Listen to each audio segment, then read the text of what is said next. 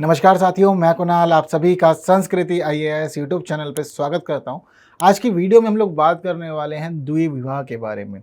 यानी कि अगर आप पहले से ही शादीशुदा हैं और आपका पति या पत्नी पहले ही जीवित है, आप उसके साथ वैवाहिक बंधन में हैं, उसके बावजूद अगर आप दूसरे शादी कर रहे हैं तो उस स्थिति में आपके साथ क्या हो सकता है, भारत के कानून क्या कहते हैं। एक ऐसा ही मामला पहुंचता है कर्नाटका हाई कोर्ट और एक खास जजमेंट हम लोग को यहाँ पर देखने को मिलता है। तो देखिए, यही है हम लोग की आज की न्यूज़ कि भाई कर्नाटका हाई कोर्ट ने एक जजमेंट दिया है।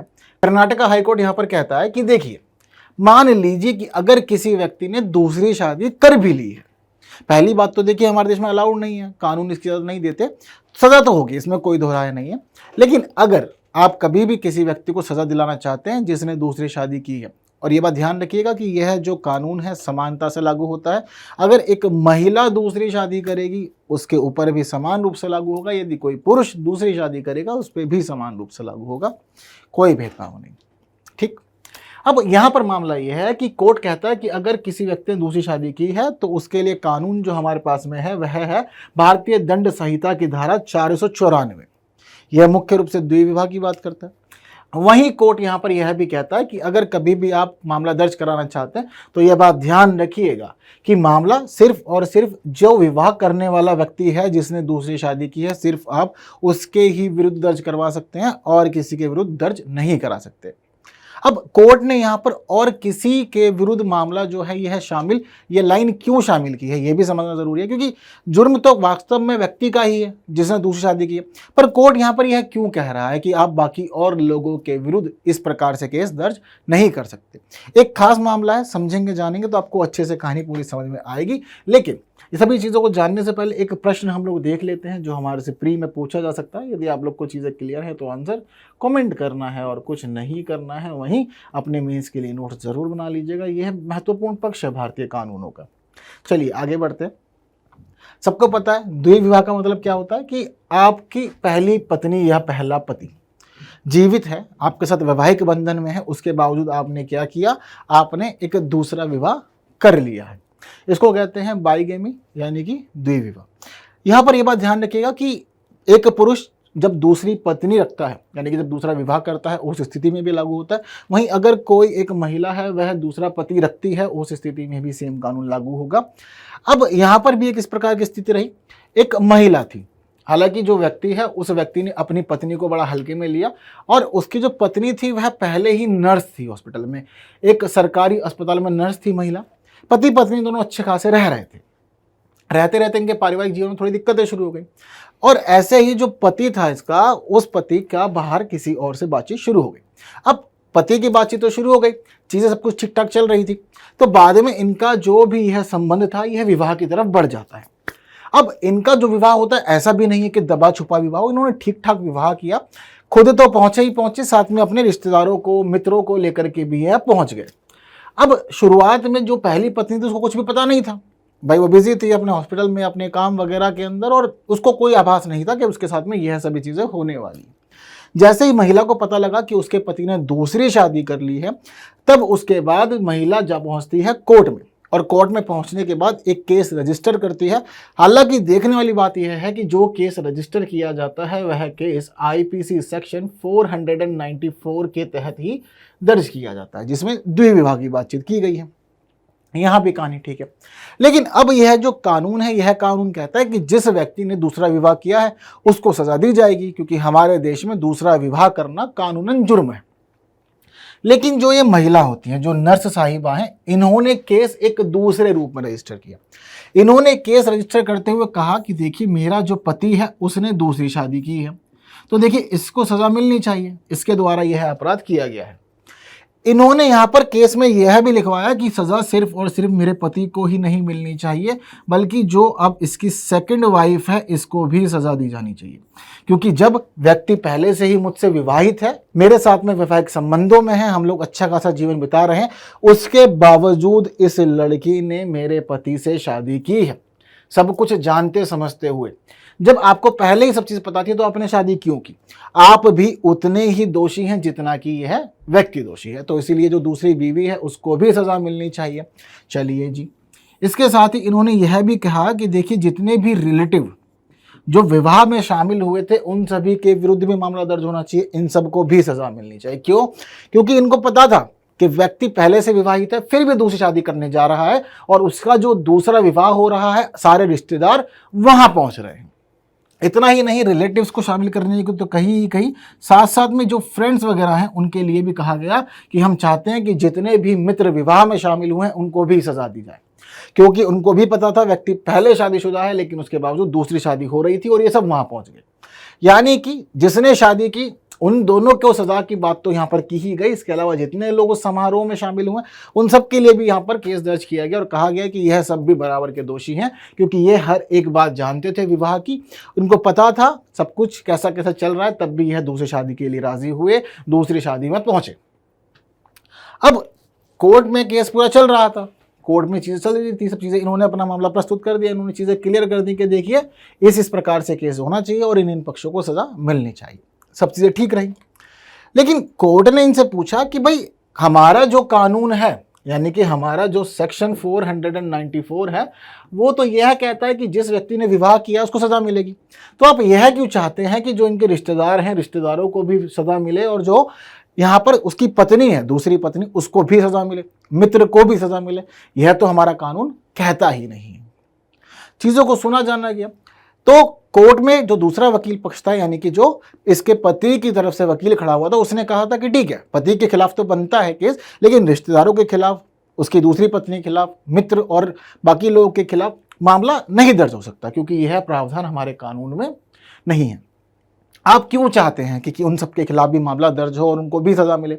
तो जो पहली पत्नी है, वह पहली पत्नी यहाँ पर प्रस्तुत करती है कि देखिए विवाह तो हुआ है, विवाह दोनों पक्षों की रजामंदी से होता है, कि लड़का भी राजी था, लड़की भी राजी थी, मतलब आदमी भी और से विवाह करने वाली दूसरी महिला थी वह भी राजी थी, दोनों राजी तो थे।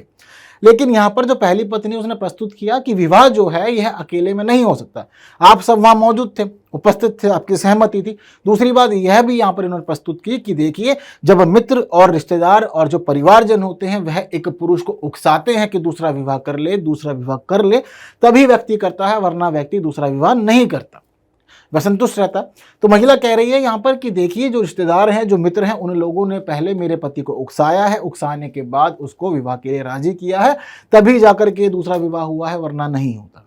तो इसलिए ज़रूरी है कि कोर्ट इस पक्ष पर ध्यान दे और जितने भी लोग इस वैवाहिक समारोह में शामिल हुए थे उन सभी के खिलाफ भी मामला दर्ज रहे और उन सबको सज़ा मिले, क्योंकि जितने लोग विवाह में शामिल हुए हैं वह सब जानते थे कि व्यक्ति पहले से शादीशुदा है, इसमें कोई दो राय नहीं है और सबकी सहमति से ही इनकी शादी हो पाई है। चलिए जी, अब यह रही पूरी की पूरी कहानी और ये इनका पक्ष रहा। इनके सभी पक्षों का, दोनों तरफ की बातचीत सुन ली गई। भाई दोषी तो है, ये लड़का खास तौर पर दोषी है, इसको पता था कि जी मैं पहले शादीशुदा हूँ, फिर भी इसने शादी की।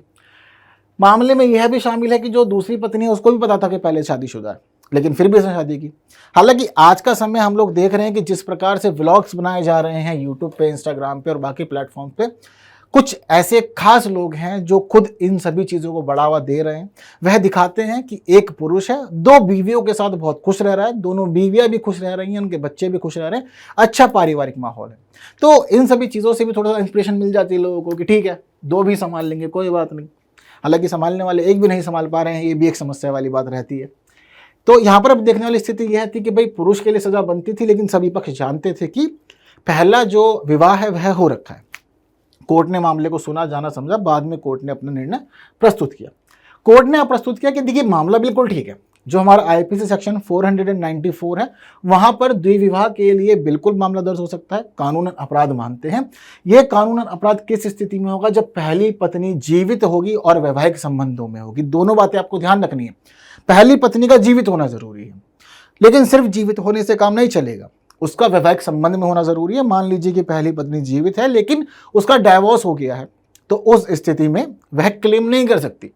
अगर मृत्यु हो गई है फिर तो कुछ हो ही नहीं सकता। तो जरूरी है कि जीवित रहे और वैवाहिक संबंधों में हो, तो ही सेक्शन 494 लागू होगा, वरना लागू नहीं होगा।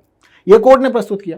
कोर्ट ने यहां पर यह भी प्रस्तुत किया कि देखिए दूसरे विवाह के मामले में आप सिर्फ और सिर्फ एक व्यक्ति के विरुद्ध, जो आपका पति है या पत्नी है पहले से, जो पहले ही वैवाहिक संबंधों में बंधा हुआ है, जब वो शादी दोबारा से करता है तो उसके खिलाफ ही मामला दर्ज हो सकता है।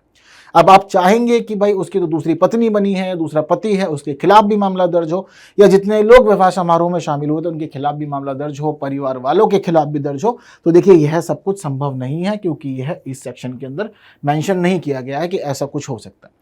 और देखा जाए जुर्म एक ही व्यक्ति का, तो इस स्थिति में मामला जो होगा वह उसी व्यक्ति के खिलाफ होगा।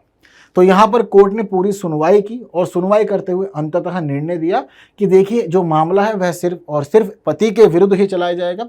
बाकी जितने भी लोगों को शामिल किया गया था मामले में, चाहे वह उसकी दूसरी पत्नी हो, रिश्तेदार हो, मित्र हो, उन सभी को इससे बाहर कर दिया जाएगा। यह कोर्ट के द्वारा आदेश दे दिया गया। चीज़ें क्लियर हैं। तो यहाँ आपको महत्वपूर्ण चीज़ें पता लग रही है कि दूसरे विवाह की स्थिति में मामला क्या रहेगा। हालांकि ये बात आप ध्यान में भी रख सकते हैं कि देखिए यह एक ऐसा अपराध है जिस अपराध में आप समझौता कर सकते हैं। यानी कि अगर आपकी पहली बीवी को कोई ऑब्जेक्शन ही नहीं है दूसरी शादी से, जैसे कि आजकल हम बहुत सारे लोग देख रहे हैं यूट्यूब वगैरह पे कि दोनों लोग सहमत हैं मामले में, राजी अच्छे से मिलजुल कर रह रहे हैं। अगर दोनों पक्ष सहमत है, पहली बीवी राजी है, दूसरी बीवी के लिए मिलजुल कर रहने को तैयार है, कोर्ट इजाजत दे देगा, कोई परेशानी नहीं है, मामला चलाते रहो, आराम से खुशी खुशी रहो। लेकिन अगर पहली बीवी को ऑब्जेक्शन है तो उस स्थिति में दूसरा विवाह किया नहीं जा सकता है, फिर मामला भी चलेगा और सजा भी होगी, इसमें कोई दो राह नहीं है। क्योंकि ये सब बातें हमारे देश के कानून में लिखी हुई है। क्या कहते हैं हमारे देश के कानून? तो देखिए सबसे पहली बात हम कर लेते हैं आईपीसी सेक्शन 494 एंड 95 की, क्योंकि यहाँ पर क्लियरली कहा गया है कि देखिए यह एक दंडनीय अपराध है यदि आप दूसरी शादी करते हैं। तो कब दंडनीय अपराध होगा? जब पहली पत्नी के साथ आप वैवाहिक संबंधों में रहेंगे और वह जीवित रहेगी। ठीक है। दूसरी बात यहाँ पर यह भी क्लियर कर दी गई है कि देखिए यह जो अपराध है यह एक गैर संज्ञेय अपराध है, इसको गैर संज्ञेय माना जाता है। वहीं ये जमानती भी है। मान लीजिए आपको सजा हुई, आपको जमानत मिल जाएगी, आप बाहर भी रह सकते हैं, ऐसी कोई परेशानी नहीं, ये यहाँ पर क्लियर कर दिया गया। अगली बात ये मैं आपको पहले बता चुका हूँ कि देखिए अगर आप चाहें, आपकी पहली पत्नी सहमत है, मिलजुल के रहना चाहती है, रह सकते हैं, अदालत आपको इस चीज़ की इजाज़त दे देगी, आपके बीच में समझौता करा देगी, मिलजुल के तीनों लोग रहिएगा और अपना पारिवारिक जीवन बढ़ाते रहिएगा। ये बात तो तब की है जब सहमत हो जाती है आपकी पहली पत्नी, या पहला पति भी सहमत हो सकता है, इसमें भी कोई दो राय नहीं है, दोनों के लिए मामला समान है यहाँ पर। लेकिन इसके साथ ही आपको एक बात यह भी ध्यान रखनी है यहाँ पर कि अगर मान लीजिए आपका जो पहला पक्ष है, चाहे पहला पति है चाहे पहली पत्नी है, अगर वो सहमत नहीं है, तब आपके साथ क्या हो सकता है?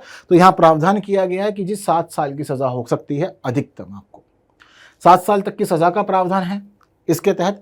वहीं दूसरी बात यह भी आपको ध्यान रखनी है कि अगर आप दूसरा विवाह कर रहे हैं और दूसरा विवाह करते हुए आप दूसरी पत्नी को या पति को पहले विवाह की जानकारी नहीं दे रहे हैं, उसको नहीं पता कि आप पहले से शादीशुदा हैं, एक प्रकार से आप धोखा कर रहे हैं उसके साथ में, तो धोखे की स्थिति में जो सजा है वह बढ़ जाएगी और यहां पर आपको अधिकतम 10 वर्ष तक की सजा हो सकती है। इसके लिए भी ध्यान रखिएगा, आपको यह तैयार रहना होगा।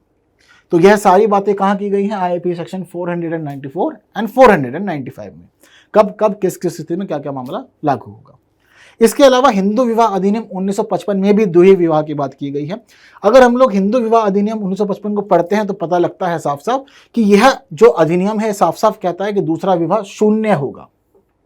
मान लीजिए किसी हिंदू व्यक्ति ने पहला विवाह किया हुआ, हिंदू रीति से ही दूसरा विवाह कर लेता है, वो कानून साफ साफ कह देगा जी विवाह शून्य है, मतलब आपने किया उसका कोई फायदा नहीं है। अगर आपकी पहली बीवी है, पहला पति है, उस स्थिति में यदि पहले से ही पत्नी है, पहले ही पति है, तो दूसरा विवाह सीधा सीधा शून्य ही माना जाएगा। यह क्यों किया गया है? ताकि हिंदू धर्म के अंदर इस प्रकार की प्रथाओं का चलन ना हो, चीज़ें ना बढ़े, क्योंकि पहले ही बहुत ज़्यादा परेशान रहा था समाज, तब इसे एक कुरीति के रूप में बाहर कर दिया गया था, फिर दोबारा इसको शामिल करना बहुत अधिक गलत हो जाएगा। तो इसी वजह से यह कानून तैयार किया गया ताकि हिंदू धर्म के अंदर इस प्रकार की कुरीति ना हो और एक विवाह का चलन चले। आप पत्नी व्रता रहिए, आप पति व्रता रहिए और जीवन ऐसे ही चलाते रहिए एक के साथ में मिलजुल करके। वहीं दूसरी बात यही है कि बहुविवाह का प्रचलन रोक दिया जाए, ये चीज़ें ना आए, फिर दोबारा कुरीति आएंगी तो फिर दोबारा समाज सुधार आंदोलन करने पड़ेंगे। यही चीज़ें आने वाले समय में देखी जाएगी। हालांकि लोकतंत्र है, चीज़ों से आप अवेयर है, तो इसीलिए ही कानून सारे बनाए जा रहे हैं। लेकिन जब कभी भी द्विविवाह या बहुविवाह की बात हो तो आप लोग को यह सभी याद रखना है कि किस किस कानून में क्या क्या बातें की गई। मामला क्लियर है? तो इसके साथ ही अब आप इस प्रश्न का उत्तर भी दे सकते हैं, तो जल्दी से इस प्रश्न का उत्तर कमेंट कर दीजिए। चीज़ें इजी हैं आप लोग के लिए, अपने नोट्स ज़रूर बना लीजिएगा। और किसी को आप समझाना चाहते हैं ये सारी बातें, कोई है जो मार्ग से भटक गया है, तो बिल्कुल आप यह वीडियो उसके साथ शेयर कर दीजिए। और चीज़ें अच्छी लगे तो लाइक के बिना नहीं जाइएगा। बाकी आपको आंसर भी चाहिए तो देखिए आप लोग की स्क्रीन पर है। उम्मीद करता हूँ कि यह सही रहा होगा। बाकी बातें अगली वीडियो में कुछ नए विषयों के साथ, तब तक के लिए विदा दीजिए। Thank you so much.